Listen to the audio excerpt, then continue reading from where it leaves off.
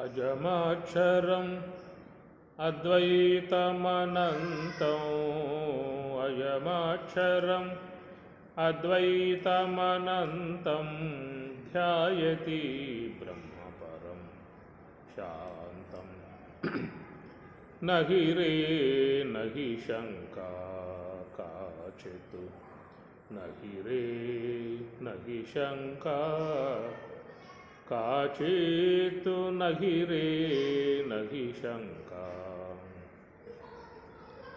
పరమహంస గురు భణితం గీతం పరమహంస గురు భణితం గీతం పరమహంస గురు భణితం గీతం ఏ పఠంతి నిగమార్థసమేతం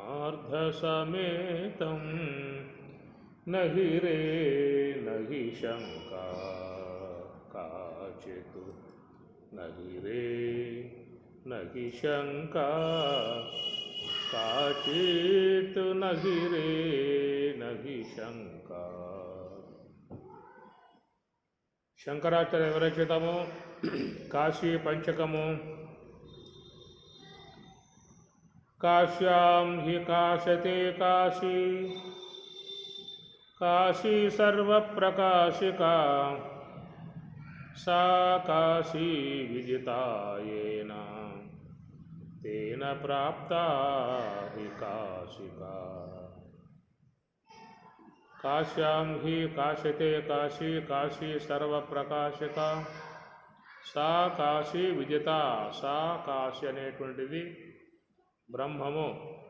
కాసులు దీప్తౌ ప్రకాశమానమై ఉన్నటువంటి బ్రహ్మమును విదిత తెలుసుకున్నటువంటి వాడే ప్రాప్తాహి ఆ బ్రహ్మమునందు ఐక్యము పొందుతున్నాడు. కాబట్టి విద్యత అనేటువంటి విషయం మీద బ్రహ్మంగారి తత్వాన్ని ఇక్కడ తీసుకోవడం జరుగుతూ ఉన్నది. కాశీ అంశము గురించి బ్రహ్మేంద్ర స్వాముల వారు పారమార్థిక అంశముగా తెలియజేసినటువంటి అంశము అంగము లోపలను కుండలి సంగముదాపునను అంగము లోపలను కుండలి సంగముదాపునను గంగాయమునా పొంగుచు పారగ రంగుగనడు మనులింగడుండగను అంగము లోపలను కుండలి సంగముదాపునను. కుండలి అనే అంశం మీద మనం చెప్పుకుంటున్నటువంటి విషయం మూలాధారమునందు చేరి ఉన్నటువంటి కుండలిని శక్తి అని చెప్పని మూలాధారము అనే అంశాన్ని గురించి మనం గతంలో చెప్పుకుంటూ వస్తూ ఉన్నాము. స్థూల దేహానికి మూలం శ్వాస అని, సూక్ష్మదేహానికి ఆధారం ఎరుక అనేటువంటి విషయం మీద వేమన అనగా రమణ భగవానులు కూడా అదే అంశాన్ని వారు తన యొక్క గ్రంథములో చెప్పడం జరిగింది. చిత్తవాయవ చిత్క్రియాయుత శాఖయోద్వయి శక్తిమూలక శాఖయోహోద్వయి అన్నారు. రెండు శాఖలు అనేటువంటివి.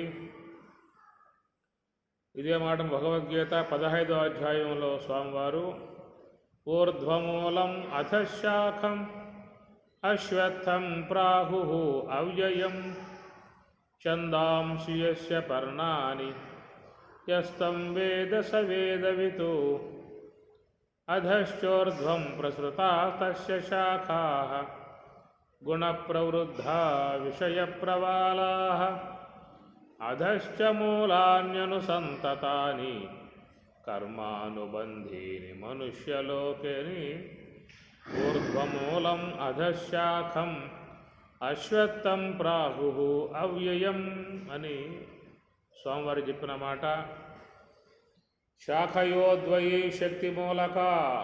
కాబట్టి శాఖలు రెండు, అవి మరి స్థూల దేహానికి మూలముగా ఉన్నటువంటి శ్వాస, సూక్ష్మ దేహానికి ఆధారమై ఉన్నటువంటి ఎరుక, ఈ రెండు కూడా ఈ శరీరాలని నిలబెట్టి వ్యవహరింపజేసేటువంటివిగా ఉన్నటువంటివి. శాఖ అంటే ఆధారం, కొమ్మలు. ఆ కొమ్మల యొక్క ఆధారంతోనే ఈ రెండు శరీరాలు కూడా నడుస్తున్నటువంటి విధానము అని. మరి ఈ శ్వాసకు ఎరుకకు మూలమై ఉన్నటువంటిది శక్తి రూపక అన్నారు. శక్తి అది ఆది పరాశక్తిగా చెప్పుకునేటువంటి యొక్క విషయము. అక్కడ ఉన్నటువంటిది కుండలిని శక్తి అన్నమాట. కుండలిని అని చెప్పి అన్నారు. కుండలి శయన వేదండ రక్షక అఖండ తేజనయండ ఉండవే పంకజలోచన శంకరనుత సంకటములు మాన్పవే పుంకముతోను ఏమిరా రామా నా వల్లనేరా. రామదాసు. కుండలి శయన వేదండ రక్షక. కుండలి అని చెప్పనగా మరి అది సర్వేశ్వరునికి ఆభరణముగా ఉన్నది. నాగభూషణుడు అన్నారు.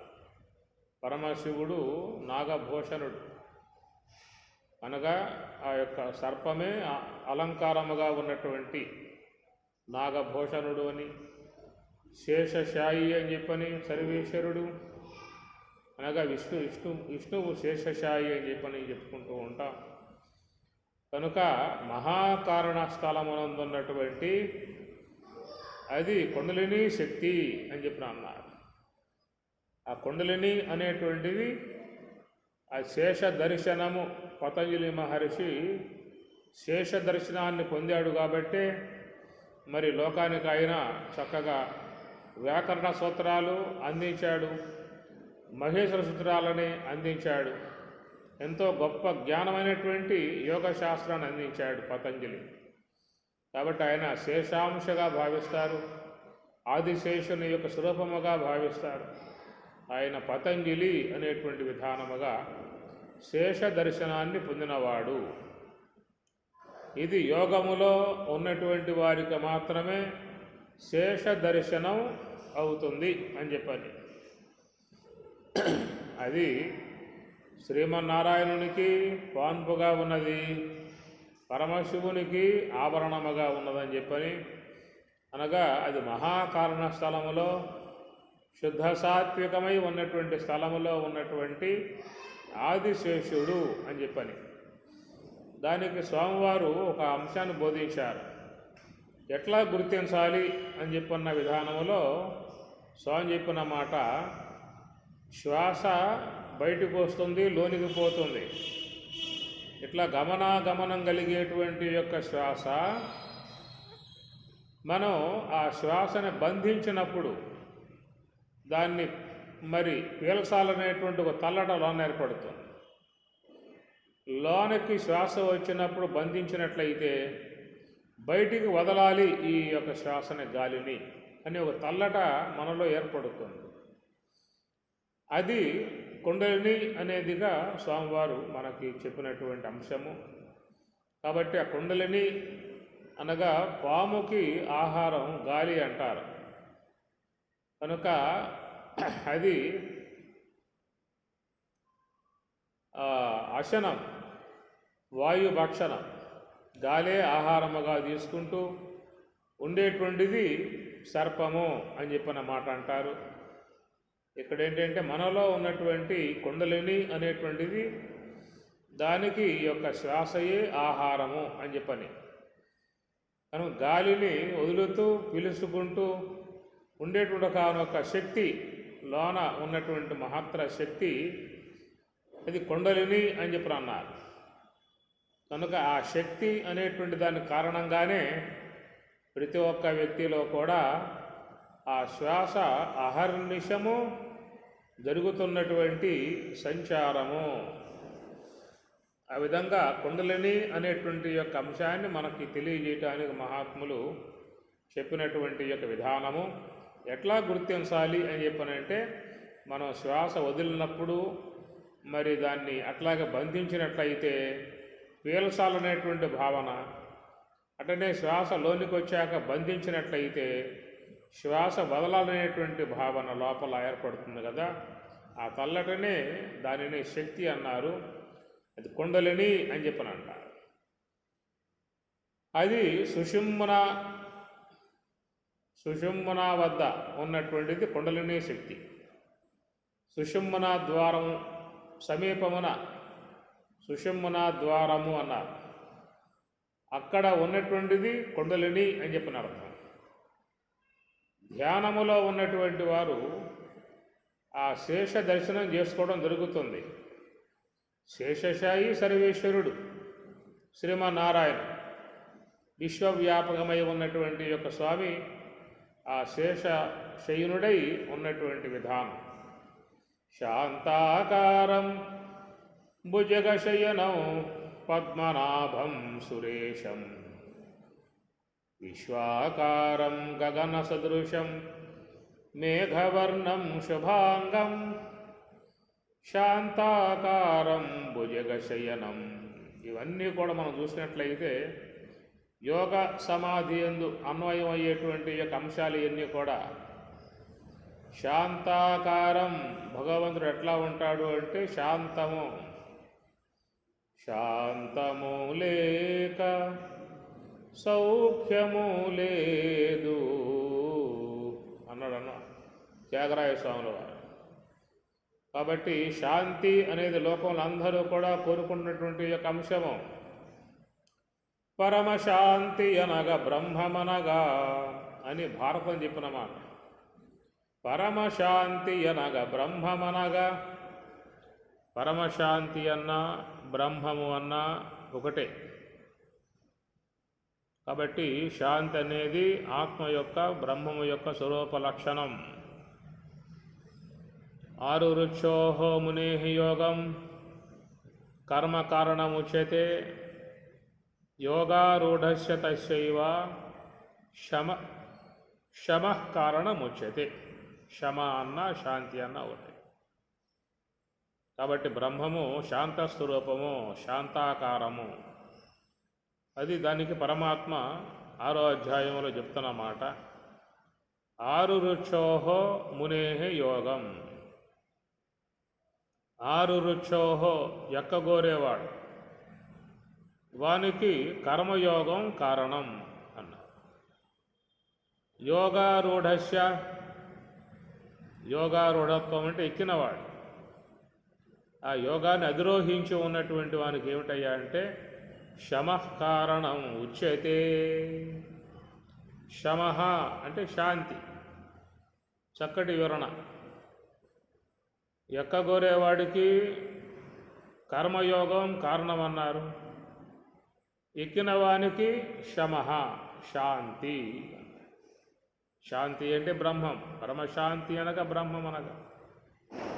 ఈ శ్లోకానికి స్వామివారు అర్థం రాస్తూ ఆరు రుచోహో ఏమి ఎక్కాలి అని చెప్పనే మాటకి మరి స్థూల దేహము, సూక్ష్మదేహము, కారణదేహము, మహాకారణమును అధిరోహించుట అని ఒక అంశం. రెండవ అంశం ఏంటంటే స్థూల దేహానికి శ్వాస ఆధారం, శ్వాసకు కుండలిని ఆధారం, కుండలినికి సంకల్పం ఆధారం, సంకల్పానికి మనస్సు ఆధారం, మనస్సుకి బుద్ధి ఆధారం, బుద్ధికి జీవుడు ఆధారం, జీవునికి బ్రహ్మం ఈశ్వరుడు ఆధారం, ఈశ్వరునికి బ్రహ్మం ఆధారం. సర్వాధారము బ్రహ్మము అన్నారు. ఈ విధముగా ఎక్కగోరటము అని చెప్పనంటే ఇప్పుడు చెప్పినటువంటివన్నీ కూడా యోగంలో సాధకులు అధిరోహించాల్సి ఉంటుంది. ఇవన్నీ అధిరోహిస్తేనే యోగ సమాధి అనబడేది ప్రాప్తిస్తుంది.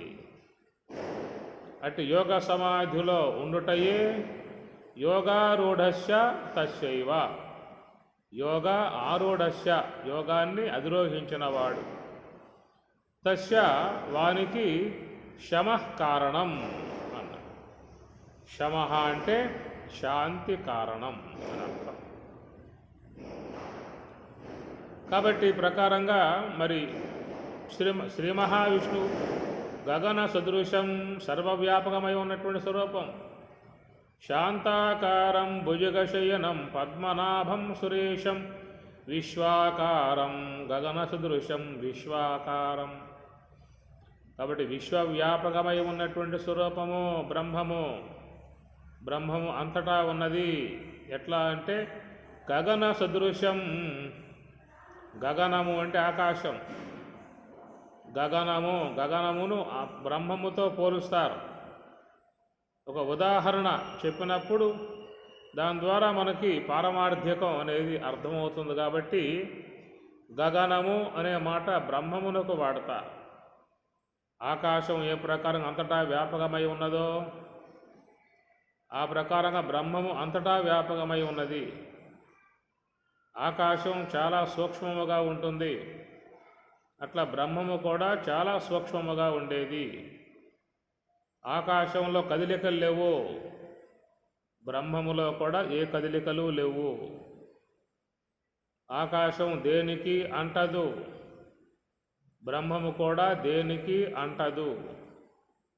ఇట్లా ఒక ఆకాశంలో బ్రహ్మము యొక్క లక్షణాలు చెప్పడానికి యోగ్యముగా ఉంది కాబట్టి గగన సదృశం అన్నారు. అయితే ఆ విధముగా వ్యాపకమై ఉన్నటువంటి యొక్క ఆ బ్రహ్మం వ్యాపకమై ఉండగా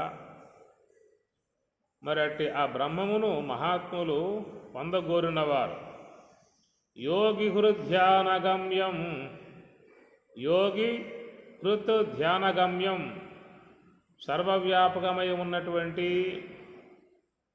ఆ యొక్క శ్రీమన్నారాయణుడు పరమశివుడు, ఆయన్ను పొందటం ఎక్కడ అని చెప్పనంటే యోగి హృధ్యానగమ్యం, యోగి తన హృదయమునందే పొందుతూ ఉన్నాడు అన్నారు. కనుక ఈ ప్రకారంగా మనకు చెబుతూ ఏం చెప్పారంటే శాంతాకారం భుజగశయనం, కనుక శాంతాకారమై బ్రహ్మము, అది శాంతాకారం అంటే బ్రహ్మమే. ఆ విధముగా ఉన్నటువంటి యొక్క ఆ బ్రహ్మము మరి భుజగ శయనం, ఆదిశేషుని యందు శయనించి ఉన్న విధానముగా రూపకాలంకారముగా చెప్పుకొచ్చే విధానము. కాబట్టి ప్రకారముగా మరి ఆదిశేషుడు పరమాత్మ శయ్యగా చేసుకుని ఉన్నటువంటి విధానము అంటే మనలో కుండలినీ శక్తి, ఆ కుండలినీ శక్తి అనేటువంటిది ఆ ఉన్నటువంటి స్థలం మహాకారణ స్థలం. ఈ మహాకారణ స్థలమే ఈశ్వర స్థలము. అక్కడ ఉన్నటువంటి కుండలినీ శక్తి ఆ ఉచ్ఛ్వాస నిశ్వాసల గమనానికి మూలమై ఉన్నటువంటి శక్తి, అది కుండలినీ శక్తి అన్నారు.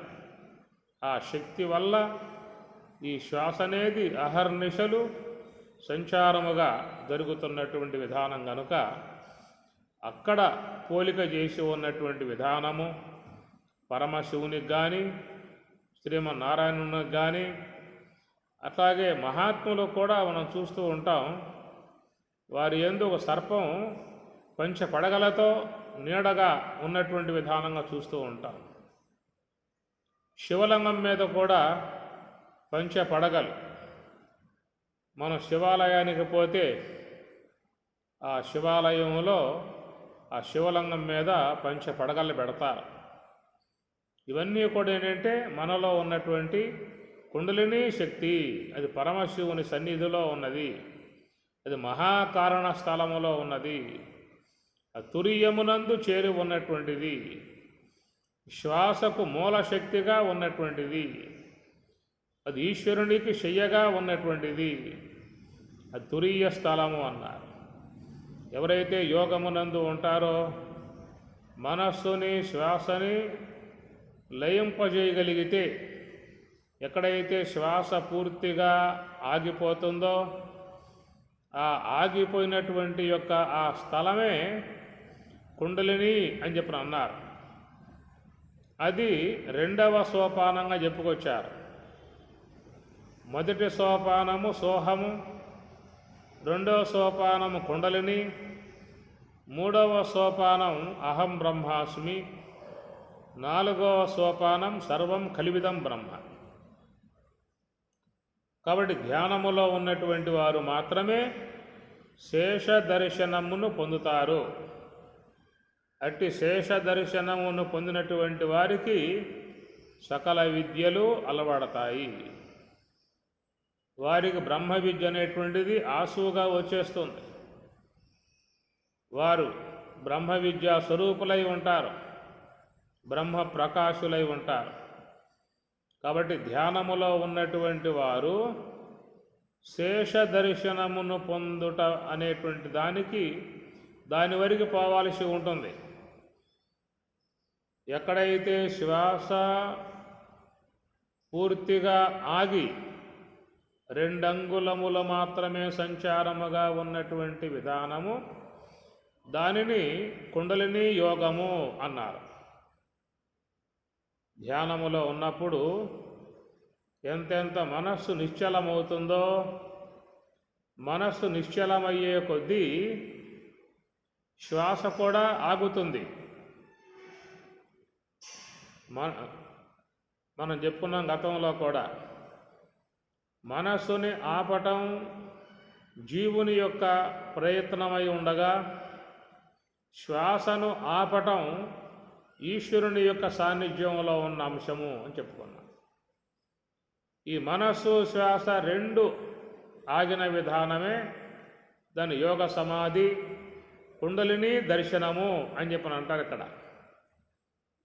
ఆ కుండలిని దర్శనాన్ని పొందినటువంటి వారే బ్రహ్మ విద్యను పూర్ణముగా బోధించే అవకాశం ఏర్పడుతుంది. బ్రహ్మంగారు, వేమన యోగి, రమణ భగవానుడు, లక్ష్మణార్యులు, ఇంకనేక మంది పూజ్య మహాత్ములందరూ కూడా ఆ శేష దర్శనమును పొందటం కారణముగా వారి నుండి వెలువడ్డటువంటి అంశములే బ్రహ్మ విద్య. ఉపనిషత్తులు, భగవద్గీత, బ్రహ్మసూత్రములు, ఇంకా అనేక గ్రంథాలు, యోగ వాసిష్టము, నైష్కర్మ్య సిద్ధి, విచారసాగరము, వేదాంత పంచదశి, ఆత్మబోధ, తత్వబోధ ఇత్యాది గ్రంథాలు ఎన్నో ఉన్నాయి కదా. ఇవన్నీ కూడా మరి ఆ మహాత్ముల నుండి వస్తున్నవి అని చెప్పనంటే, మరి వాళ్ళు పొందినటువంటిది శేష దర్శనము అని చెప్పని అంటారు. ఆ శేష దర్శనమును పొందగలిగితే అక్కడి నుంచి భగవద్ దర్శనం కూడా చాలా సులువుగా ఉండే విధానం. వారికి సకల విద్యలన్నీ కూడా కర్తలామలకమై ఉంటాయి, సులభముగా వచ్చేస్తాయి, ఆసువుగా వచ్చేస్తాయి వాళ్ళకి బ్రహ్మ విద్య అంతా. శేష దర్శనమును పొందకపోతే మాత్రం ఈ బ్రహ్మ విద్య అనేటువంటిది అది అంత తేలిగ్గా వచ్చే విధానం కాదు. కనుక ఏదో కొన్ని శ్లోకాలు కంఠస్థం చేస్తారు కానీ అది పరిమితముగా ఉండేటువంటి యొక్క అంశము. ఊరే బావి, కూరే ట్యాంకి. మీ మిద్దె మీద ఒక ట్యాంక్ ఉంటుంది, ఆ ట్యాంకు నిండా నీళ్లు పట్టారు, వాడుకున్నారు. పై ట్యాంకు ఖాళీ అయిందా అంటే ఒక్క చుక్క రాదు. అదే బావి ఉన్నది, ఆ బావి నుండి మనం ఎన్ని నీళ్ళు తోడుతూ ఉన్నా కానీ అవి ఊడుతూ ఉంటాయి. బావిలో ఊరుతూ ఉంటుంది, తోడే కొద్దీ ఊరుతూ ఉంటుంది. అలాంటిది. కాబట్టి శేష దర్శనమును పొందకుండా ఉన్నటువంటి వారు కొన్ని శ్లోకాలని, పద్యాలని, తత్వాలని కంఠస్థం చేసి ఉంటారు. కాబట్టి వారికి ఆ యొక్క విద్య నేర్పు స్వతసిద్ధంగా రాదు. అది కేవలం ఒక అపరిపూర్ణముగా వచ్చేటువంటి విధానం. తారక యోగము తెలియక నేరక వేదాంత వాక్య నికురంబముచే వాదించుచు జడు వారికి మోక్షంబు గలది వాయుకుమారా. తారకయోగము పట్టుగా అభ్యసింపంగా బ్రాలుమాలి కొన్ని వేదాంతయుక్తులు కూడబెట్టి పలుక నేర్చిన బ్రహ్మానుభవము గలదే అని సీతమ్మవారు బోధిస్తారు. తారకయోగము పట్టుగా అభ్యసింపంగా బ్రాలుమాలి కొన్ని వేదాంతయుక్తులు కూడబెట్టి పలుక నేర్చిన బ్రహ్మానుభవము గలదే. కాబట్టి వారు కేవలం కొన్ని గ్రంథాలు అధ్యయనం చేస్తారే తప్ప వాళ్ళు యోగాన్ని పట్టుగా అభ్యసింపరు అని అమ్మవారు చెబుతూ ఉన్నారు. కాబట్టి యోగమును పట్టుగా అభ్యసించినట్లయితే వారు అచర కాలంలోనే శేష దర్శనాన్ని పొందుతారు. ఆదిశేషుని దర్శనము, దాన్నే కుండలిని యోగము అని చెప్పనన్నారు. ఎక్కడైతే శ్వాస 10 అంగుళములుగా సంచరించేటువంటి శ్వాస తగ్గి చివరికి ధ్యానములో 2 అంగుళములు మాత్రమే పరిమితముగా సంచరించే విధానం ఉంటుందో దాన్ని ఆకాశతత్వము అన్నారు. 2 అంగుళములు మాత్రమే సంచరించే పరిస్థితికి వచ్చినటువంటి ఆ శ్వాస ఆకాశతత్వమునందు ఉన్నటువంటి విధానము, ఆకాశతత్వము అన్నారు. అది మహాత్ముల యొక్క అనుభవాన్ని పొందుతారు. ఆకాశ శరీరం బ్రహ్మ సత్యాత్మ ప్రాణారామం మన ఆనందం శాంతి సమృద్ధమమృతం ఇది ప్రాచీన యోగ్యోపాస్వ.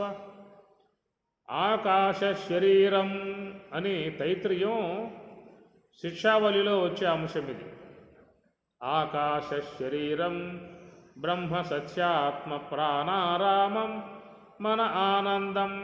ఆకాశ శరీరము అని చెప్పనంటే 10 అంగుళములుగా సంచరించేటువంటి యొక్క శ్వాస ధ్యానములో తన గమనమును పూర్తిగా మానుకుంటుంది. అట్లా తగ్గి చివరికి ఆకాశతత్వం వద్దకు రాగానే 2 అంగుళముల పరిధిలో మాత్రమే సంచారం ఉంటుంది శ్వాస. అది ఆకాశతత్వము అనేటువంటిది. దాన్ని తైత్రీయంలో ఆకాశ శరీరం అన్నాడు. కాబట్టి వారికి ఆకాశమే శరీరము అనేటువంటిది. ఆ ధ్యానములో ఈ పార్థివ సంబంధమై ఉన్న దేహం రాలిపోతుంది. ఎప్పుడైతే శ్వాస 10 అంగుళములుగా సంచరించేటువంటి శ్వాస ధ్యానములో తన గమనాన్ని తగ్గించుకుంటూ 2 అంగుళముల పరిధికి ఆకాశతత్వంలోకి వచ్చేసిందో అప్పటికి ఈ దేహం మొత్తం పార్థివ దేహం జడమవుతుంది. ఇంతకాలం పృథివీ సంబంధమై ఉన్నటువంటి దేహం యొక్క పరిధిలో ఉన్నటువంటి తాను అక్కడ యోగ విధానములో కుండలిని యోగమునందు ఆకాశ శరీరం బ్రహ్మ సత్యాత్మ ప్రాణారామం మన ఆనందం. అక్కడ దేహము ఆకాశమే శరీరము అన్నారు. ప్రాణ ఆరామం, ఇక ప్రాణము బ్రహ్మమునందు లయమైపోయే విధానం ఏర్పడుతుంది. మన ఆనందం, మనస్సు కూడా ఆనందములో మునక వేస్తుంది. ఇదంతా కూడా కుండలిని యోగము అబ్బినటువంటి వారికి మాత్రమే వస్తుంది. కుండలిని యోగం అనేది 2వ సోపానం. అది మొదటి సోపానం సోహం, శ్వాస. మనస్సుని శ్వాస మీద పెట్టి నిశ్చలముగా ఉంచే విధానం శ్వాసనిష్ట అని చెప్పినంటారు. ఈ శ్వాసనిష్ట అనే విషయంలో కొంత ఇబ్బందికర పరిస్థితి ఉంటుంది. శ్వాసపై నిఘా పెట్టినప్పుడు మనస్సులో ఉన్నటువంటి సంస్కారములు విజృంభించి ఇబ్బంది పెట్టే పరిస్థితి ఏర్పడుతుంది. కనుక లోన ఉన్న సంస్కారాలు అవి రాజసికముగా ఉన్నాయి, తామసికముగా ఉన్నాయి. రాజసిక సంబంధమై ఉన్న సంస్కారాలు, తామసిక సంబంధమైన సంస్కారాలు ఈ 2 ఉన్న విధానం. కాబట్టి శ్వాసనిష్ట అనేటువంటి విషయంలో అక్కడ ఇబ్బంది ఉండదు. ఆ సంస్కారాలు విజృంభించి ఆ మనస్సుని శ్వాస మీద ఉండకుండగా లాక్కుపోతాయి. సంకల్పాల విధానముగా మనస్సుని లాక్కుపోతాయి. అటునే తామసిక సంబంధమై ఉన్న సంస్కారం నిద్ర అనేటువంటి దాని యందు నిమగ్నం చేస్తాయి. ఈ ప్రకారముగా మొదటి సోపానములో మాత్రం కొన్ని ఇబ్బందులు ఉన్నాయి.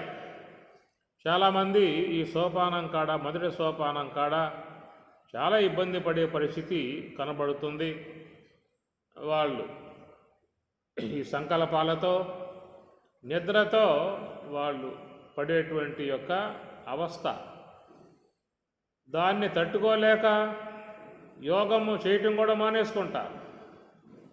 చాలామంది ధ్యానం చేసేటువంటి వారు మరి ఆ శ్వాసనిష్ట అనే దాంట్లో ఉన్నప్పుడు మరి సంకల్పములు, నిద్ర అనేది విజృంభించి వాళ్ళ మీద దాడి చేస్తూ ఉన్నప్పుడు ఆ విధముగా వాళ్ళు తట్టుకోలేక ధ్యానాన్ని కూడా పూర్తిగా ఆపేసుకునే పరిస్థితి ఏర్పడుతుంది.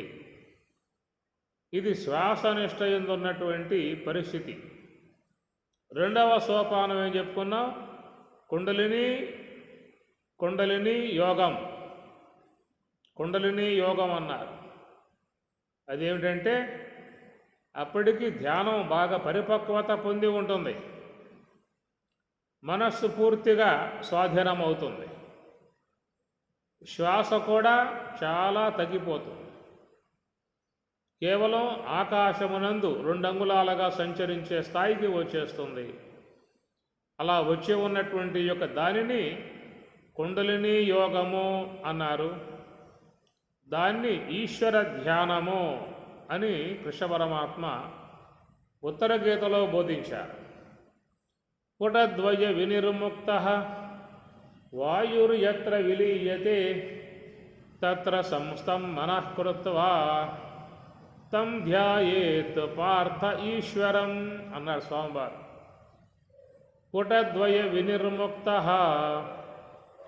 నాసాపుటముల నుంచి, నాసిక నుంచి వెలువడేటువంటి యొక్క శ్వాస నిరంతరముగా ఉచ్ఛ్వాస నిశ్వాసలుగా సంచరిస్తున్నటువంటి ఆ శ్వాస వాయు యత్ర విలీయతే అన్నారు. ధ్యానములో ఉన్నప్పుడు, మనస్సు నిశ్చలమైనప్పుడు శ్వాస అనేటువంటిది పూర్తిగా ఆగిపోయే స్థితి ఏర్పడుతుంది. దాన్ని కృష్ణ పరమాత్మ ఉత్తర గీతలో వాయు యత్ర విలీయతే, ఆ వాయువు విలీయతే లయమయ్యే స్థలం ఎక్కడ అంటే సుషుమ్న. ఎందుకంటే ఆ సుషుమ్న నుండి పుట్టి బయటికి వస్తుంది కాబట్టి ఆ శ్వాస అది దాని యొక్క పుట్టుక స్థలం. శ్వాస ఎక్కడ నుంచి పుట్టి వస్తుంది అంటే సుషుమ్న ద్వారము నుండి పుట్టి వస్తూ ఉన్నది. సుషుమ్న అని చెప్పనంటే అది పరమాత్మన స్థలం.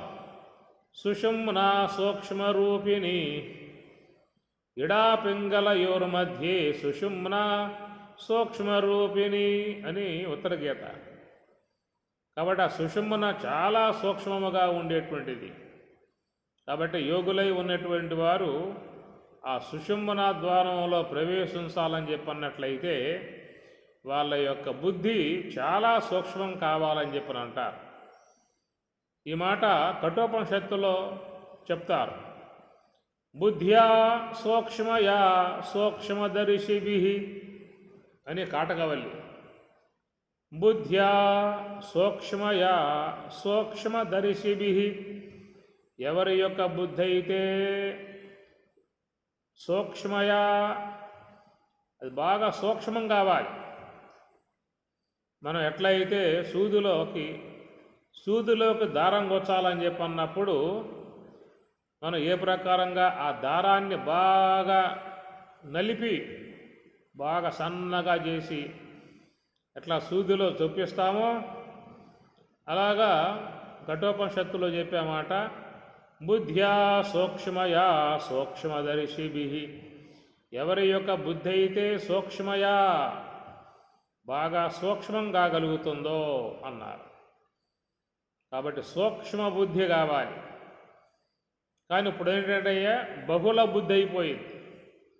బహుళము అని చెప్పనంటే పంచేంద్రియాలతో సంబంధం పడి శబ్దములు, స్పర్శములు, రూపములు, రసములు, గంధములుగా ప్రయాణం చేస్తున్న విధానం, వాసనలతో సంబంధం పడి అనేక సంకల్పములతో ప్రయాణం చేస్తున్న విధానం. కాబట్టి ప్రస్తుతం అందరి యొక్క బుద్ధి బహుళమైపోయి ఉన్నది, అనేక వృత్తులలో ప్రయాణం చేస్తూ ఉన్నది. వ్యవసాయాత్మిక బుద్ధి ఏకేహ కురునందన బహుశాఖాహి అనంతాశ్చ బుద్ధయ అవ్యవసాయినాం. బహుశాఖాహి అనంతాహ అని పరమాత్మ అన్నాడు.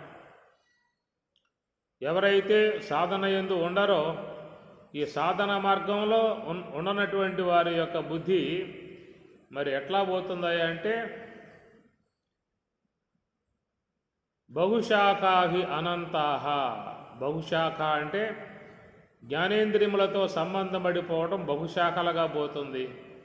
అనంతాహ అనంత చేష్టలు అంటే దాంట్లో కలిగేటువంటి యొక్క ఆలోచనలు అనేటువంటి పుంఖానుపుంఖాలుగా వస్తూ ఉంటాయి. కాబట్టి బహుశాఖాహి అనంతాహ బుద్ధయ అవ్యవసాయినాం. ఎవరు యోగ సాధన చేసేటువంటి విధానంగా లేరో అట్లాంటి వారి బుద్ధి బహుళ బుద్ధి అయ్యి అనంత అనగా అనేక సంకల్పాలుగా పోయే విధానం ఉంటుంది. కాబట్టి దాన్ని ధ్యానము ద్వారా సూక్ష్మంగా తీసుకురాగలిగితే బుద్ధ్యా సూక్ష్మయా సూక్ష్మదర్శిభి అని కాటకవల్లి. సూక్ష్మం కావాలంటే బుద్ధి తనలో ఉన్నటువంటి సమస్త మాలిన్యాలన్నీ కూడా తొలగబడాలి. అది హంస యొక్క ఆశ్రయం ద్వారా ఏర్పడుతుంది. కాబట్టి ప్రకారముగా శ్వాస ధ్యానములో, హంస ధ్యానములో ఆ బుద్ధిని బాగా సూక్ష్మముగా చేయటం జరుగుతుంది. కాబట్టి సూక్ష్మమై ఉన్నటువంటి ఆ బుద్ధి మాత్రమే కుండలిని యోగాన్ని పొందే అవకాశం ఏర్పడుతుంది. అది వాయు ఎత్ర విలీయతే ఉత్తర గీత. ఎక్కడైతే ఆ వాయువు శ్వాస లయం అవుతున్నదో ఆ లయం అయ్యేటువంటి యొక్క ఆ స్థలం ఏమిటి అంటే తం పార్థ ఈశ్వరం వాయు ఎత్ర విలీయతే తత్ర సంస్థం మనఃకృత్వా. ఆ వాయువు లయమయ్యే స్థలములో మనసు పెట్టినట్లయితే తం పార్థ ఈశ్వరం, అది ఈశ్వర ధ్యానము అన్నారు. అది కుండలిని యోగం అన్నారు. అదే శేష దర్శనము అన్నారు. ఆ స్థితిని పొందినటువంటి వారికి సకల విద్యలు కూడా కరతలామలకముగా వచ్చేస్తాయి. కాబట్టి ప్రకారముగా ఆ కుండలిని అనేటువంటి యొక్క దానిని శ్రీమన్నారాయణునికి శేష దర్శనముగా, పరమశివునికి ఆవరణముగా మనం చూస్తున్నాము అని చెప్పనంటే మరి ఆ యొక్క పరమశివతత్వము కానీ శ్రీమన్నారాయణ తత్వం కానీ ఉన్నది ఎక్కడ అంటే సుషుమ్నా ద్వారం వద్ద. సుషుమ్నా ద్వారం అనగా పరమాత్మ ఉన్నటువంటి స్థలం. పరమాత్మను పొందుటకు యోగ్యముగా ఉన్నటువంటి స్థలము సుషుమ్న అనేటువంటిది. గమనించాల్సిన అంశము, భగవంతుడు అంతటా వ్యాపకమై ఉన్నాడు. అంతటా వ్యాపకమై ఉన్నటువంటి దేవుణ్ణి గుర్తించే అవకాశం లేదు. అంతటా వ్యాపకమై ఉన్నటువంటి యొక్క ఆ బ్రహ్మమును నీలో ఉన్నటువంటి సుషుమ్నాయందు మాత్రమే దర్శించాల్సి ఉంటుంది. అందువల్లే మహాత్ములందరూ కూడా యోగ మార్గాన్ని అవలంబించారు. నివృత్తి మార్గం వైపుకి ప్రయాణం కొనసాగించారు. యోగ సమాధి యందు సుషుమ్నా ద్వారము దగ్గర బ్రహ్మ సాక్షాత్కారాన్ని వాళ్ళు పొందగలిగారు. కాబట్టి ప్రకారముగా బ్రహ్మమును దర్శింపజేసుకోవాలని చెప్పనంటే సుషుమ్నా ద్వారం వద్ద మాత్రమే దర్శింపజేసుకోవలసి ఉంటుంది. అది ఎట్లయితే వెంకటేశ్వర స్వామి దర్శనం చేసుకునే ఉద్దేశం ఉన్నటువంటి వారు ఏ ఏ ప్రాంతాలలో ఉన్నటువంటి వారైనప్పటికీ కూడా వాళ్ళంతా కూడా మరి తిరుపతి చేరుకొని మరి తిరుమల కొండకు అధిరోహించి ఆ తిరుమల కొండ మీద ఉన్నటువంటి స్వామివారిని ఆ క్యూలో ప్రయాణం చేసి దర్శించుకోవడం అనేది జరుగుతుంది. కనుక ఎక్కడెక్కడ ఉన్నటువంటి దేవతా స్వరూపాలని అక్కడికి పోయి దర్శనం చేసుకోవాల్సి ఉంటుంది. కాశీ విశ్వేశ్వరుని దర్శించుకునే ఉద్దేశం ఉన్నవాళ్ళు కాశీకి ప్రయాణం చేయాలి. శ్రీశైల మల్లన్న దర్శనం చేసుకునే ఉద్దేశం ఉన్నటువంటి వారు శ్రీశైలానికి ప్రయాణంగా చేయాలి. బదరీనాథుడిని దర్శనం చేసుకునే ఉద్దేశం ఉన్నవారు బదరీ క్షేత్రానికి వాళ్ళు ప్రయాణం చేయాలి. అట్లాగా బ్రహ్మమును దర్శింపజేసుకునే ఉద్దేశం ఉన్నటువంటి వారు నివృత్తి మార్గము కొండగా హంస యొక్క ఆశ్రయం ద్వారా నివృత్తి మార్గంలో ప్రయాణం చేసి సుషుమ్మున అనే ద్వారము దగ్గర ఆ బ్రహ్మము దర్శింపజేసుకోవాల్సి ఉంటుంది. కాబట్టి ఈ ప్రకారముగా అక్కడ ఆయన భగవంతుడు శేషశాయి అయి ఉన్నాడు. అది కుండలిని యోగం అన్నారు. కుండలిని అనేటువంటిది అది ఒక చక్కగా మరి బ్రహ్మాంశతో చేరి ఉన్నటువంటిది, శుద్ధ తత్వముతో చేరి ఉన్నటువంటిది, మహాశక్తివంతమై ఉన్నటువంటిది. దాన్ని ఆది పరాశక్తి ఆదిశేషునిగా చెప్పేటువంటిది. అట్టి ఆదిశేషుని యొక్క ఆధారముతోనే ఈ భూమంతా కూడా ఉన్నదనే మాట కూడా చెబుతూ ఉంటారు. ఈ భూమిని మోస్తుంది ఎవరు అని చెప్పానంటే ఆదిశేషుడు అన్నారు. ఆదిశేషుడు ఈ భూమిని మోస్తూ ఉన్నాడు అని చెప్పారు. ఎప్పుడైనా కాస్త ఆయనకి మోసే విధానంలో కొంచెం భారం అనిపించి పక్కగా జరుపుకున్నట్లయితే ఆ జరుపుకోవడం కారణముగా వచ్చేది భూకంపములు అని చెప్పనే మాటగా ఇట్లా చెప్పుకుంటూ ఉంటారు. ఇదంతా వైజ్ఞానికం అంగీకరించేటువంటి అంశము కాదు.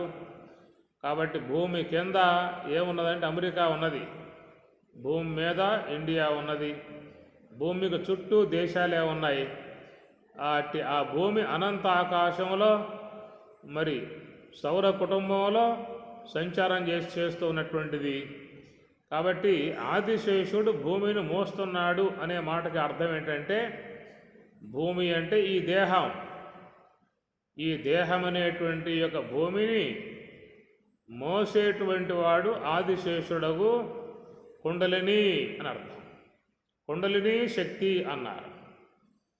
కనుక ఆ కుండలిని శక్తిని ఆధారంగా చేసుకొని ఈ దేహం అనేటువంటి భూమి ఉన్నది. కాబట్టి భూమిని మోసే విధానముగా ఉన్నది ఆదిశేషుడు అని చెప్పనే మాట. రెండవది అట్టి ఆదిశేషుడు శ్రీమన్నారాయణునికి మరి శయ్యగా ఉన్నటువంటి విధానము. అట్టి శ్రీమన్నారాయణుడు అంతటా వ్యాపకమై ఉన్న నారాయణుడు మనలో శుద్ధ బ్రహ్మము అని చెప్పనగా అట్టి ఆ శుద్ధ బ్రహ్మము యొక్క సాన్నిధ్యములో ఉన్నటువంటి ఆదిశేషుడే అది కుండలిని శక్తి అది అన్నారు. కుండలిని అనే మాటే కాకుండా కుండలిని శక్తి అన్నారు. కాబట్టి ఆ శక్తి యొక్క ఆశ్రయంలోనే ఈ శరీరం అనేది ధరింపబడి ఉన్నది. ఆ కుండలిని పాముగా ఆ పాన్పుగా చేసుకొని శ్రీ మహావిష్ణువు శయనించి ఉన్నాడు. ఆయన సర్వవ్యాపకమై ఉన్నటువంటి యొక్క శ్రీమన్నారాయణుడు, విశ్వవ్యాపకమై ఉన్నటువంటి విశ్వం నారాయణం దేవమక్షరం పరమం పదం విశ్వత పరమానిత్యం విశ్వం నారాయణగం హరిం.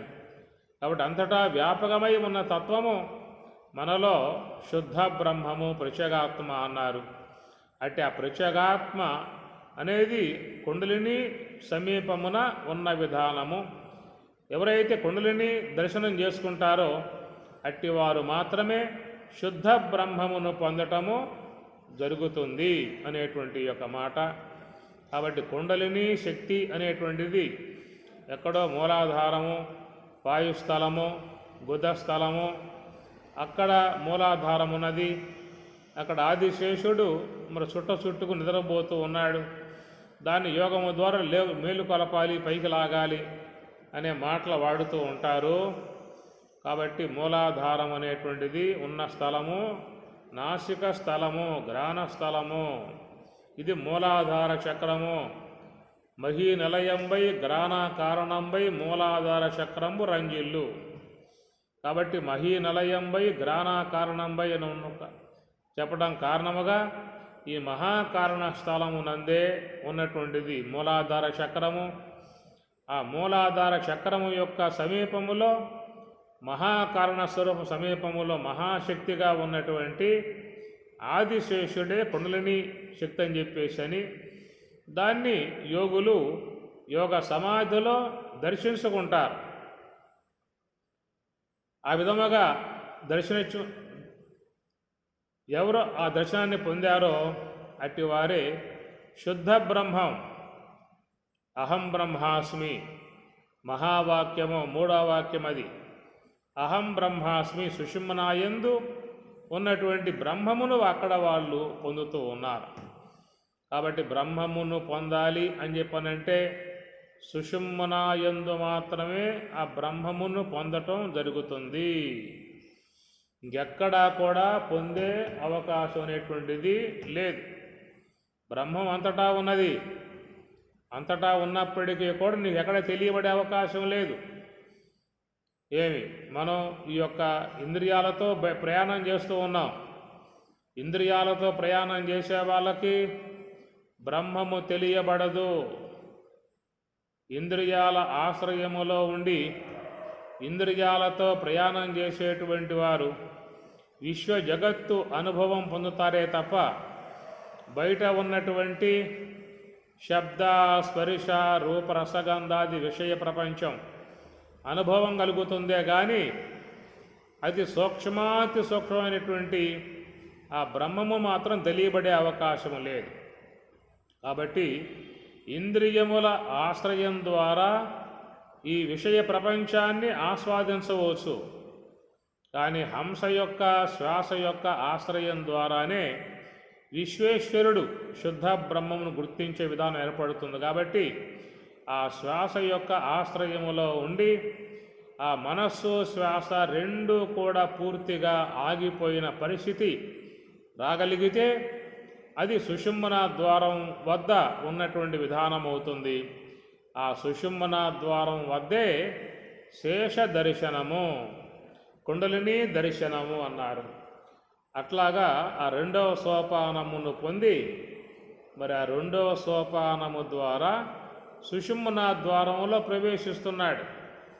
భ్రువోర్ మధ్యే ప్రాణం ఆవేశ్య సహా తం పరం పురుషం ఉపయేతి.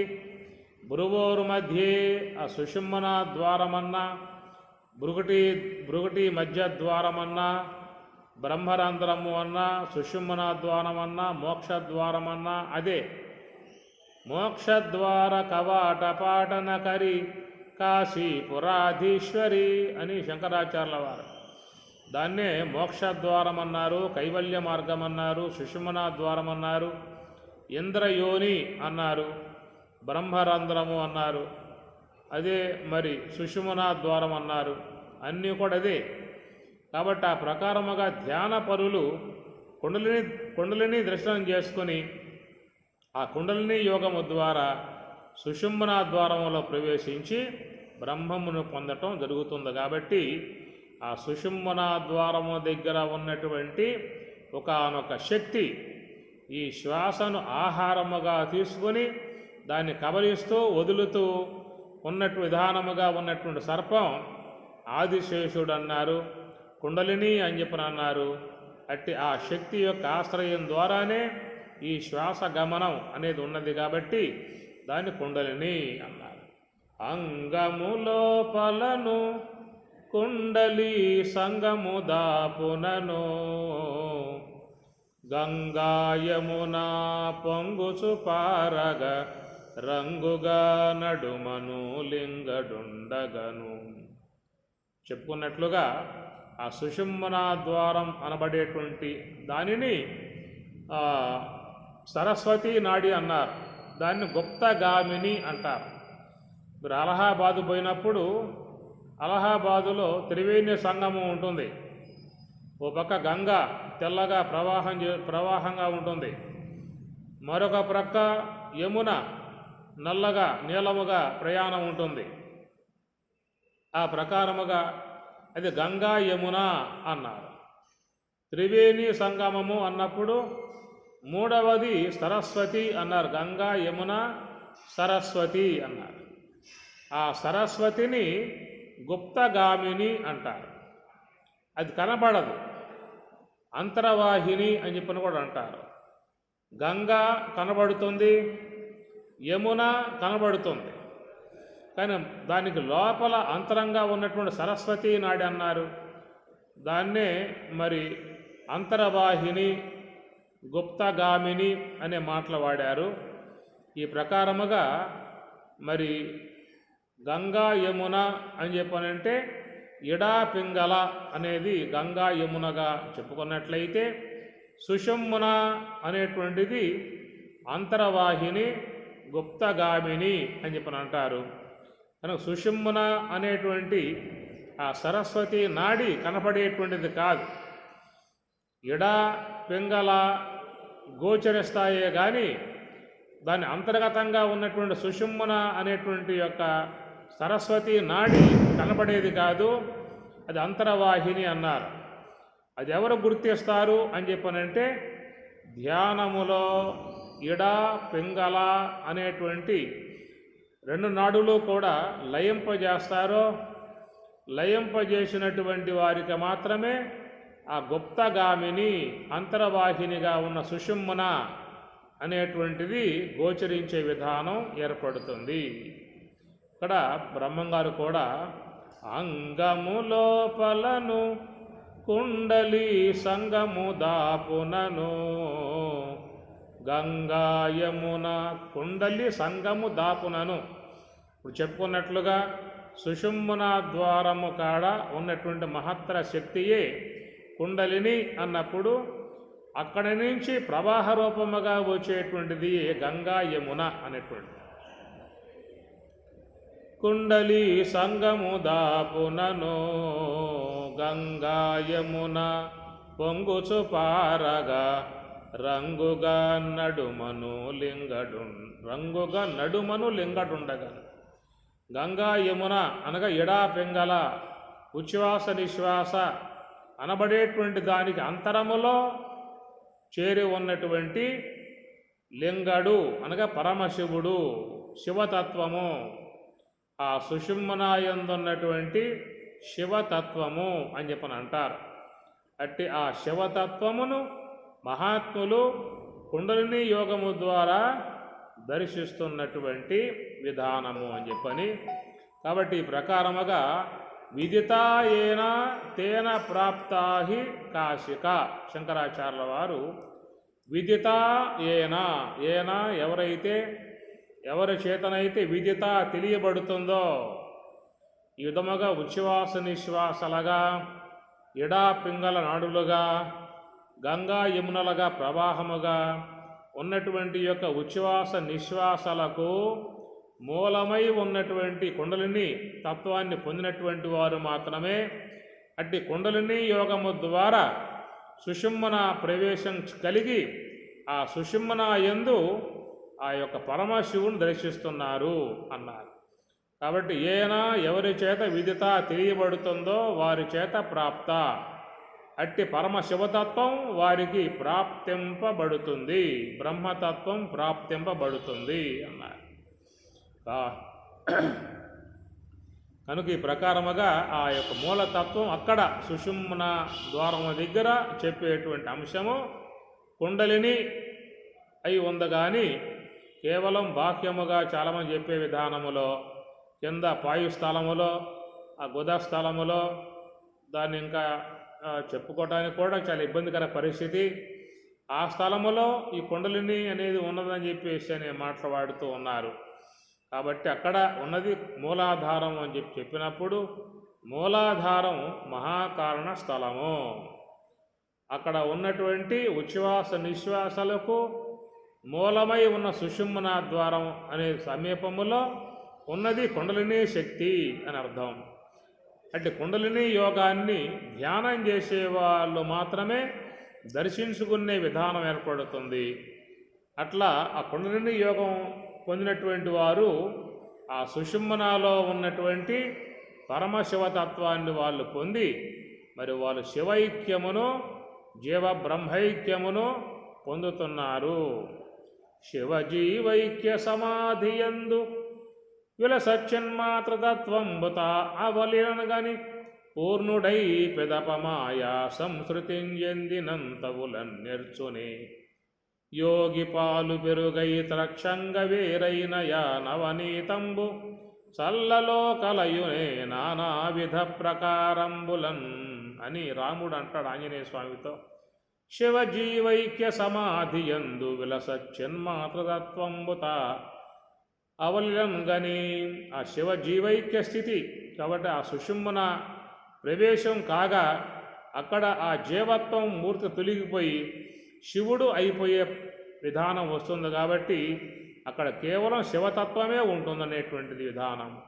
అట్టి ఆ సుషుమ్నాయందు ఆ బ్రహ్మము యొక్క అనుభవాన్ని పొందినటువంటి వారు తిరిగి మరలా ఈ లోకములోకి వచ్చి వ్యవహారం చేసినప్పటికీ కూడా వాళ్ళు ఈ మాయా సంబంధమై ఉన్న మోహాలలో పడరు అంటాడు.